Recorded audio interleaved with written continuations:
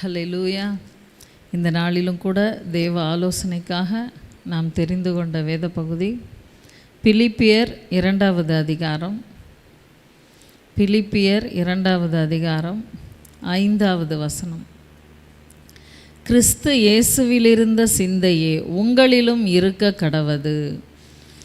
கிறிஸ்து இயேசுவிலிருந்த சிந்தையே உங்களிலும் இருக்க கடவது. அதாவது நம்முடைய சிந்தனையை குறித்து தான் நம்ம இந்த நாளில் இந்த வேத பகுதியில் தொடர்ந்து நம்ம பார்க்க போகிறோம். இந்த பிலிப்பியர் புத்தகத்திலிருந்து தான் நம்ம தியானிக்க போகிறோம். அதாவது நம்முடைய சிந்தனைகள் எப்படி இருக்கிறது, இந்த உலகத்துக்கு அடுத்த காரியங்களை குறித்த அந்த கவலையோடையே அது இருக்குதா, இல்லைன்னா ஆண்டவருக்குரிய சிந்தை நமக்குள்ளே இருக்குதா அப்படின்னு தான் நம்ம ஆராய்ச்சி பண்ணி பார்க்க வேண்டியது அவசியம். அதாவது கிறிஸ்து இயேசுவிலிருந்த சிந்தையே உங்களிலும் இருக்க கடவது அப்படின்னு சொல்லப்பட்டிருக்கு. அப்போ நமக்கு ஒவ்வொரு விருப்பங்கள், ஒவ்வொரு காரியங்கள் இது நடக்கணும் அப்படின்னு நம்ம நினைக்கும் போதும் ஆண்டவருடைய சிந்தை எப்படி இருக்கும், இது ஆண்டவருக்கு சித்தமா அப்படின்னு நம்ம அதை யோசித்து பார்க்க வேண்டியது ரொம்பவே அவசியம். அப்படி இல்லாதபடி நம்முடைய விருப்பம் முழுக்க அந்த உலகப்பிரகாரமான ஒரு காரியத்தின் மேலே நம்ம ரொம்ப ஆவலாக ஓடிட்டு இருந்தோம்னா அது தொடர்ந்து நம்ம வாழ்க்கையில் நடக்க நம்முடைய ஆவிக்குரிய வாழ்க்கை முற்றிலும் தோல்வியானதாக அது முடிந்துவிடும். அதனால் ஆண்டவருடைய சிந்தை, கிறிஸ்து இயேசுவில் இருந்த சிந்தையே நமக்குள்ளேயும் இருக்கணும் அப்படின்றத நம்ம பார்க்குறோம். 3வது அதிகாரம் 14வது வசனத்தை எடுத்துக்கொள்வோம். 3வது அதிகாரம் 14வது வசனம். கிறிஸ்து இயேசுவுக்குள் தேவன் அழைத்த பரம அழைப்பின் பந்தய பொருளுக்காக லக்கை நோக்கி தொடருகிறேன்.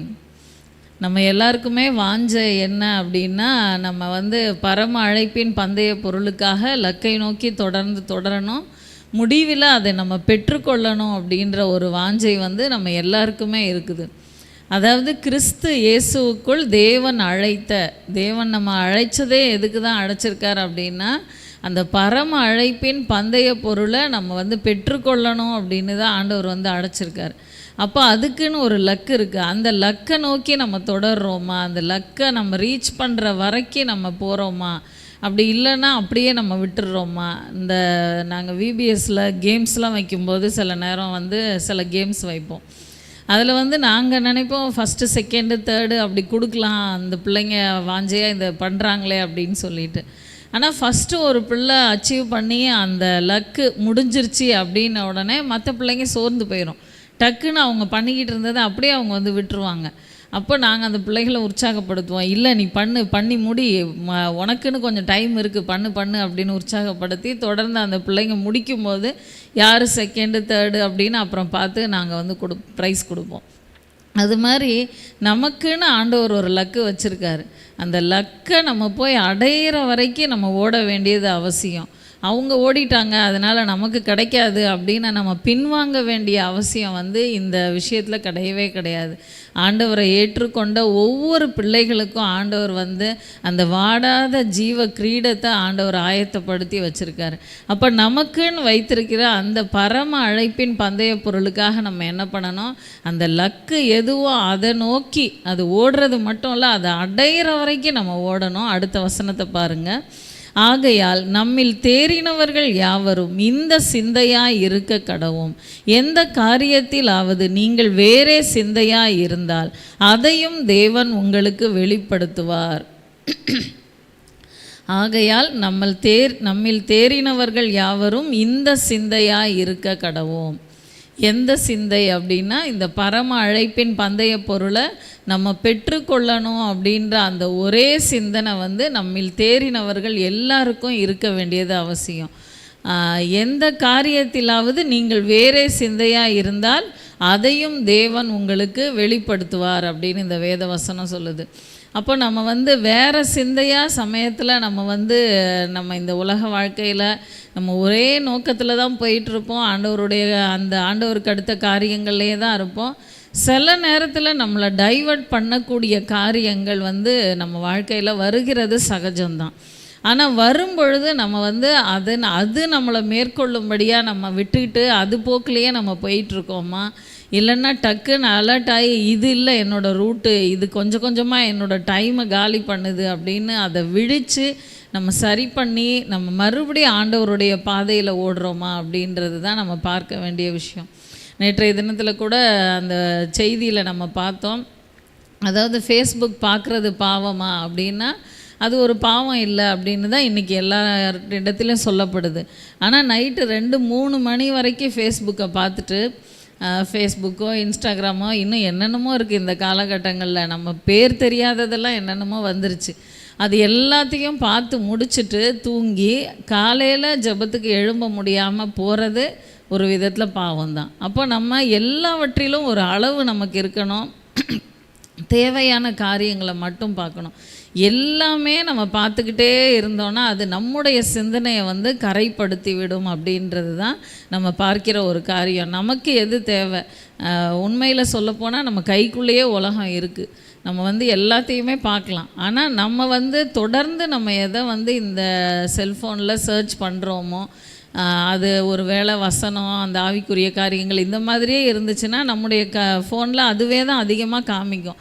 அப்படி இருந்தும் சில நேரத்தில் இந்த சினிமா, இந்த உலக பிரகாரமான காரியங்கள் வர்றது உண்டு. அப்படி வரும்போது நல்லா இருக்கே, இதெல்லாம் ஒரு காலத்தில் பார்த்தது தானே அப்படின்னு நம்ம பார்வையை நம்ம நிறுத்துகிறோமா, இல்லைன்னா அதை நம்ம தொடர்ந்து தள்ளி விட்டுட்டு போய்கிட்டு இருக்கோமா, அதை தான் நம்ம யோசிக்க வேண்டியது அவசியம். அப்போது வேறே சிந்தையாக இருந்தால் அதையும் தேவன் உங்களுக்கு வெளிப்படுத்துவார் அப்படின்னு சொல்லப்பட்டிருக்கு. அப்போ நம்ம ஆண்டவருடைய பாதத்தில், ஆண்டவரே நான் தொடர்ந்து உம்முடைய பாதையில் இருக்கணும்ப்பா, எந்த விதத்துலேயும் வலது புறத்திலாவது இடது புறத்திலாவது வழி விலகிடக்கூடாதுன்றதில் ரொம்ப கவனமாக இருக்கணும். அது எனக்கு வெளிப்படுத்துங்க, உணர்த்துங்கன்னு சொல்லி நம்ம வந்து ஒரு ஜெபத்தோடு நம்ம ஆவிக்குரிய வாழ்க்கையில் காணப்படணும். நம்ம தேறினவர்கள் அப்படின்னு நம்ம நினச்சிக்கிட்டு இருந்தால் நம்முடைய சிந்தை எப்படி இருக்குது? இந்த சிந்தையாக இருக்குதா? இந்த பரம அழைப்பின் பந்தய பொருளை மாத்திரம் நம்ம நோக்கி ஓடுறோமா, இல்லைன்னா நம்முடைய சிந்தனைகள் வந்து சிதறடிக்கப்படுதா? உலகத்தை நோக்கி நம்முடைய சிந்தனைகள் இருக்குதா? அதை நம்ம யோசிப்போம். நம்ம அலெக்சாண்டரை பற்றி பார்க்கும்போது அவருடைய ஹிஸ்ட்ரியில் சொல்லப்படுகிற ஒரு காரியம் என்னென்னா, குதிரை, அவருக்குரிய குதிரையை அவர் செலக்ட் பண்ணும்போது அவர் ஒரு வித்தியாசமான முறையை வந்து அவர் கையாளுவாராம். அதாவது அவருக்குன்னு அந்த தேர்ந்தெடுக்கப்பட்ட அந்த குதிரையை எடுத்துகிட்டு அதை வந்து பயிற்சி கொடுக்குற பயிற்சியாளர்கிட்ட ஒப்பு கொடுத்துருவார். நல்ல உயரமாக கம்பீரமான தோற்றமுள்ள அந்த யுத்தத்துக்கு சரியாக இருக்கும் இப்படிப்பட்ட குதிரையை தான் செலக்ட் பண்ணி அவங்க அதை பயிற்சிக்காக பழக்க வைக்கிறாங்க. அப்படி பழக்க வச்சு அந்த பயிற்சியாளர் சொல்கிறதெல்லாம் அது கரெக்டாக செய்தா இப்படின்னு பார்த்து ஓரளவுக்கு ட்ரெயின் ஆன பிறகு இனிமேல் யுத்தத்துக்கு கூட்டிகிட்டு போகலான்னு இருக்கும்போது அதை யுத்தத்துக்கு கூட்டிகிட்டு போகாமல் அதை தொடர்ந்து பட்னி போடுவாங்களாம். தண்ணியும் கிடையாது, ஃபுட்டும் கிடையாது. தொடர்ந்து பட்னி போட்டு கடைசியில் ஒரு நாள் வந்து திறந்து விடுவாங்க. அப்படி திறந்து விடும்போது அந்த நல்ல ஒரு தண்ணி இருக்கிற ஒரு ஏரியாவாக அதுக்கு வந்து க்ரியேட் பண்ணி வச்சுட்டு அதை வந்து திறந்து விடுவாங்க. திறந்து விடும்போது பார்த்திங்கன்னா எல்லாமே இப்போ சாப்பாடும் இல்லை தண்ணியும் இல்லை அப்படின்னும்போது சாப்பாடு இல்லாமல் கூட இருந்துடலாம், தண்ணி இல்லாமல் இருக்க முடியாதுன்னுவாங்க. அப்போ தண்ணியை நோக்கி வேகமாக வந்து ஓடத்தான் செய்யும். அப்படி ஓடும் பொழுது அந்த பயிற்சியாளர் வந்து குரல் கொடுத்து அதுக்கு ஒரு கமாண்டு கொடுப்பாராம். அப்போது அது ஓடும்போது எல்லா குதிரையுமே நிற்கும். ஆனால் எந்த குதிரை வந்து அந்த பயிற்சியாளர் சொல்லுகிற அந்த கமாண்டை ஏற்று அந்த கட்டளைக்கு கீழ்ப்படிஞ்சு அவர் சொல்கிறத செய்யுதோ அதை தொடர்ந்து நிற்போ தண்ணி குடி அப்படின்னு சொல்லுவாராம். அந்த குதிரைகளை மட்டும்தான் மார்க் பண்ணி செலக்ட் பண்ணுவாங்களாம். அதாவது இவ்வளோ நாள் பயிற்சி கொடுத்தது பெருசு இல்லை, ஆனால் அது நம்முடைய கட்டளைக்கு சரியாக கீழ்ப்படியுதா அப்படின்னு பார்த்து தான் இந்த உலக பிரகாரமாக இருக்கிற ஒரு அதிகாரியே வந்து அந்த குதிரையை யுத்தத்துக்கு செலக்ட் பண்ணுறாங்க. அப்போது நம்முடைய காரியங்கள் பாருங்கள், நம்ம வந்து ஆண்டவருக்குள்ளே வந்திருக்கிறோம். ஆண்டவருடைய அந்த பரம அழைப்பின் பந்தய பொருளுக்காக தான் நம்ம லக்கை நோக்கி தொடர்ந்து ஓடிக்கிட்டு இருக்கோம். ஆனால் நம்முடைய சிந்தனைகள் எப்படி இருக்குது? ஒரே விதமாக இருக்கா, இல்லைன்னா வேறு சிந்தையாக இருக்கா அப்படின்னு நம்ம பார்க்க வேண்டியது அவசியம். அடுத்து 16வது வசனம் பாருங்கள். ஆகிலும் நாம் எதுவரையில் தேறி இருக்கிறோமோ அது முதல் ஒரே ஒழுங்காய் நடந்து கொண்டு ஒரே சிந்தையாய் இருப்போமாக. அதாவது எது வரைக்கும் தேறி இருக்கிறோமோ, நம்ம வந்து எல்லாருமே நம்ம முற்றும் தேறினவனானே எல்லாம் அடைந்தாயிற்று அப்படின்னு சொல்லக்கூடிய அளவுக்கு நம்ம யாருமே ஒரு பரிபூரண பரிசுத்தவான்களாக நம்ம வந்து வந்துடல. ஒவ்வொரு நாளும் தேவன் நம்ம வந்து உருவாக்கிக்கிட்டே இருக்கார். அவருடைய வசனத்தை கொடுத்து நம்ம கொஞ்சம் கொஞ்சமாக சீர்படுத்திக்கிட்டே வரார். அப்போ எது வரையில் தேறி இருக்கிறோமோ அது முதல் ஒரே ஒழுங்காய் நடந்து கொண்டு ஒரே சிந்தையாக இருப்போமாக அப்படின்னு சொல்லப்பட்டிருக்கு. அடுத்து பாருங்க, சகோதரரே நீங்கள் என்னோடே கூட பின்பற்றுகிறவர்களாகி நாங்கள் உங்களுக்கு வழிகாட்டுகிறபடி நடக்கிறவர்களை மாதிரியாக நோக்குங்கள். அதாவது அந்த பவுல் அப்போஸ்தலன் இதை சொல்லும்போது சொல்கிறாரு, என்னோடே கூட பின்பற்றுகிறவர்களாக நீங்கள் மாறுங்க, மாத்திரம் இல்லை உங்களுக்கு வழிகாட்டுகிறபடி அந்த வந்து நடக்கிறவங்கள என்ன பண்ணுங்கள், மாதிரியாக நோக்கி தொடர்ந்து நீங்கள் ஓடுங்க அப்படின்னு சொல்கிறார். இதை பார்க்கும்போது நம்ம ராஜாக்கள் புஸ்தகத்தை திருப்பி கொள்ளுவோம். அதாவது தாவீது ராஜாவுக்கு படை தளபதியாக இருந்ததான யோவாப், எல்லாருக்குமே நமக்கு தெரியும். யோவாப் வந்து தொடர்ந்து தாவீதோட ட்ராவல் பண்ணிட்டு வர்றதே நம்ம பார்க்க முடியும். எல்லா இடத்துலையுமே யோவாப் வந்து தாவீதுக்கு நல்ல ஒரு தோள் கொடுத்து நிற்கிற ஒரு நபராக தான் அவன் வந்து இருக்கிறான்.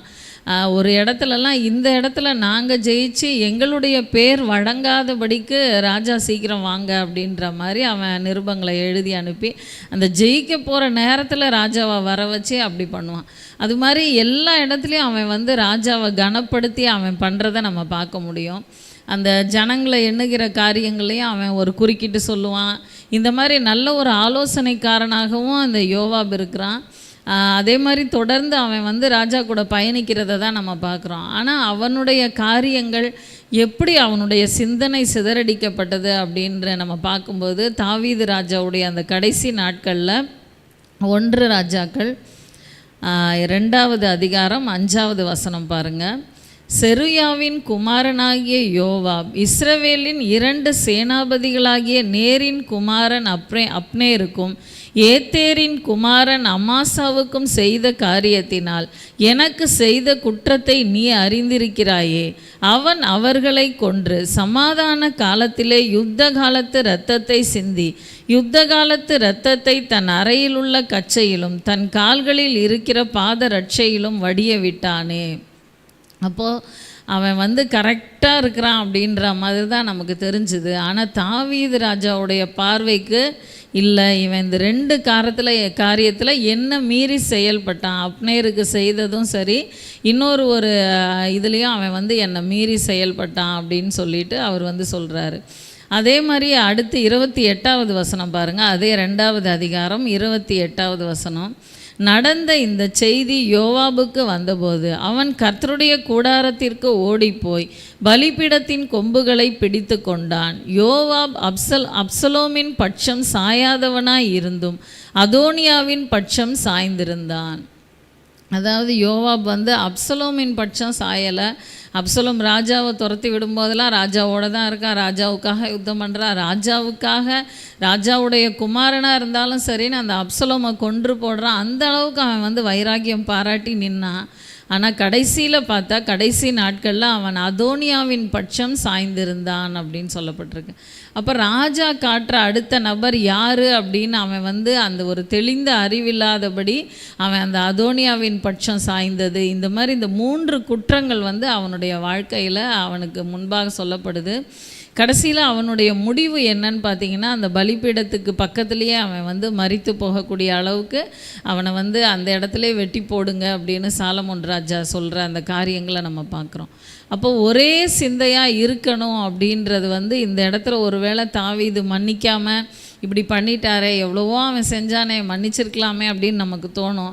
ஆனால் உலக பிரகாரமாக இப்படி தான் நடக்கும். ஆனால் நம்ம ஆண்டவருக்குள்ளே இருக்கிறோமே, ஆண்டவர் சில நேரத்தில் நம்முடைய காரியங்களில் நம்ம மாறி போனாலும் மறுபடியும் நம்ம ஆண்டவர்கிட்ட மன்னிப்பு கேட்கும் பொழுது, எப்படி ஒரு கெட்ட குமாரன் எவ்வளவோ அந்த தகப்பனை விட்டு விலகி போனாலும் அவன் மனம் திரும்பி வரும்பொழுது அவன் பயந்து பயந்து நடந்து வந்தாலும் அவனுடைய தகப்பன் ஓடி வந்து அவனை அணைத்து கொண்டது போல் நம்முடைய காரியங்களை நம்ம ஆராய்ச்சி பண்ணி பார்ப்போம். ஒருவேளை இந்த இடத்துல நம்ம மாறி இருக்கோம், இந்த இடத்துல நம்ம வழி விலகி இருக்கோம் அப்படின்னு நமக்கு ஆண்டவர் உணர்த்தினார்னா அந்த இடத்துல தேவனுக்கு ஒப்பு கொடுப்போம்.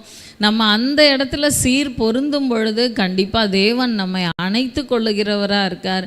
அந்த பரம அழைப்பின் பந்தய பொருளுக்காக நம்ம லக்க நோக்கி நம்ம தொடருவோம். அந்த வாடாத ஜீவ கிரீடத்தை நம்ம பெற்றுக்கொள்ளும்படியாக நம்ம தொடர்ந்து ஓடுவோம். கண்களை மூடுவோம், தலைகளை தாழ்த்துவோம். ஸ்தோத்திரம் அப்பா. ஆவியானவரே உமை துதிக்கிறோம் ராஜா. அப்பா உமக்கு நன்றி செலுத்துகிறோம் அப்பா. ஆவியானவரே உமக்கு நன்றி நன்றி நன்றி நன்றி ராஜா. நம்முடைய குடியிருப்போ பரலோகத்தில் இருக்கிறது. அங்கே இருந்து கர்த்தராகிய இயேசு கிறிஸ்து என்னும் இரட்சகர் வர எதிர்பார்த்து கொண்டிருக்கிறோம் என்று பவுல் அப்போஸ்தலன் அப்பா சொல்லது போல ஆவியானவரே அப்பா, நாங்கள் எங்களுடைய குடியிருப்பை நோக்கி இருக்க அந்த பரம அழைப்பின் பந்தய பொருளுக்காக லக்கை நோக்கி தொடர எங்களுக்கு கிருபை கொடுங்கப்பா. இந்த உலகத்தில் உங்களுக்கு எய்ம் என்னன்னு கேட்டால் என்னென்னமோ யாரோ சொல்கிறாங்கப்பா.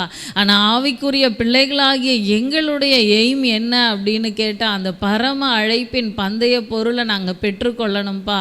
ஆவியானவரே அதற்காக எங்களை தகுதிப்படுத்துங்க ராஜா.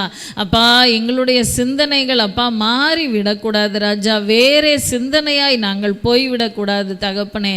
அப்பா ஆகையால் நம்மில் தேறினவர்கள் யாவரும் இந்த சிந்தையாய் இருக்க கடவோம் என்று வேத வசனம் சொல்லுகிறதே. அப்படியாக எங்களுடைய சிந்தனைகள் எல்லாம் அப்பா உம்மை நோக்கி இருக்கட்டும் அப்பா. இந்த உலகத்தின் காரியங்கள் எங்களை இழுத்து விடாதபடிக்கு அப்பா, அப்படியே ஒருவேளை வழி விலகி இருந்தாலும் அப்பா நீங்கள் உணர்த்துங்க ராஜா, நீங்கள் வெளிப்படுத்துங்கப்பா. பிள்ளைகள் அந்த காரியத்தில் அலர்ட்டாக அப்பா உடனே விழிப்படைந்து தேவ சமூகத்திற்கு நேராக சரியாய் சீர் பொருந்த கிருபை கொடுங்க ராஜா. பரிசுத்த ஆவியானவரே நீர் மன்னிக்கிற தேவனாய் இருக்கிறீரே, கிருபையா இறங்குங்க. உம்முடைய பிள்ளைகளை மன்னித்து நீங்கள் மீண்டுமாய் அனைத்து உம்முடைய பாதைக்கு நேராக கொண்டு வாங்கப்பா. அப்பா உமக்கு சோத்திரம் சோத்திரம் சோத்திரம் சோத்திரம் அப்பா. அப்பா நாங்களும் அந்த சிந்தையிலிருந்து எந்த விதத்திலும் வழி விலகாதபடி எங்களையும் தேவன் பொறுப்பெடுத்து கொள்ளுங்க. உம்முடைய அன்பு கரங்களிலே சகலத்தையும் தாழ்த்துகிறோம், அர்ப்பணிக்கிறோம். துதிகன மகிமையெல்லாம் உமக்கே செலுத்துகிறோம். இயேசுவின் மூலம் ஜெபிக்கிறோம் ஜீவனுள்ள எங்கள் நல்ல பிதாவே, ஆமென். என் ஆத்துமாவே கர்த்தரை ஸ்தோத்திரி, என் முழு உள்ளமே அவருடைய பரிசுத்த நாமத்தை ஸ்தோத்திரி.